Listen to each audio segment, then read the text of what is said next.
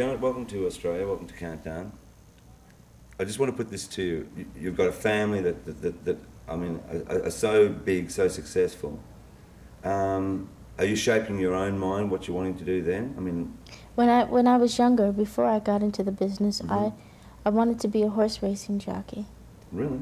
And I never thought I would be in the same business with my family until my dad asked me to when I was 7 years old if I would perform with my brothers and sisters, and then I said okay, and that's how it all happened, how it all started. Were you frightened?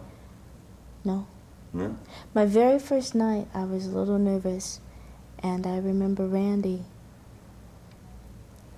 giving me that support, that confidence, trying to help put the confidence in me that I needed. And well, how does a brother give you confidence? I mean, what does he say? He was telling me that everything was going to be okay, and don't worry and watch. After this first show, you'll be all right, because we would do 2 shows a night for 2 weeks in different cities, in each city. And it's the cutest thing when I think about it now, because I was only 7 and he was like 13 or 12, and he's trying to comfort me. And right. You're a success in that, and then you go into a legitimate recording career in your own right, and you have the self-titled album. I mean, like, how did you approach that album? I mean, like, and who gave you the advice? I guess I can only answer your question by talking about the very first album. Right. My father, what happened was my sister was recording an album, and I wrote a song for her album, and I sang on the demo, and I laid the track. And no one had ever heard me sing since I was 9 years old, and I was 14 at the time, and no one believed that that was me singing on the demo.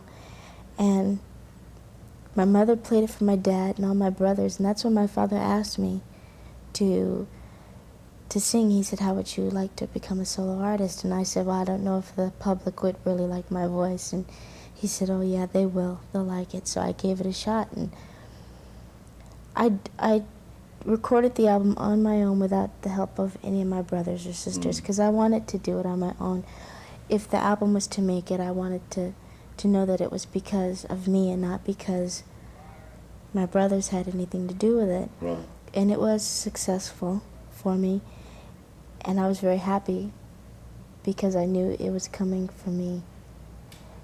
And with the Dream Street album, my brother Marlon wrote a song for me on it, which was Don't Stand. Yeah, which I think is a great track, actually. Thank you, yeah. It really is. Really nice. And he wanted to write that song for me, put a song on the album. And that's about it. All right, how hard has it been for you then to be a Jackson?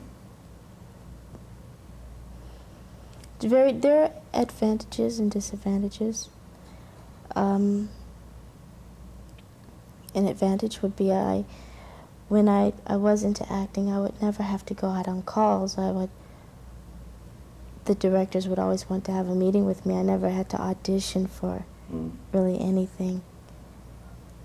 They knew that they wanted me, and I never really had to compete with the rest of the kids out there. The disadvantage would be friends, choosing friends, whether they're being my friend for me or to get closer to my brothers or sisters. Right. And that's very difficult, to try to be a good judge of character. And a few times I've been hurt by it, but if they are faking it, they can't carry that character on for long. The true personality comes out. And it does hurt, though. Well, thanks for the interview. I congratulate you, because I would imagine, looking at it from my point of view, it would be awfully hard to be a Jackson. It would be terribly hard, considering the success of your brothers and Michael and Jermaine, to come out, and your sister, and to come out and sort of like another Jackson, another recording. But my God, you've done it, you know, and especially with Control, because it is one of the albums for this year, you know. Thank you. Congratulations. Thank you.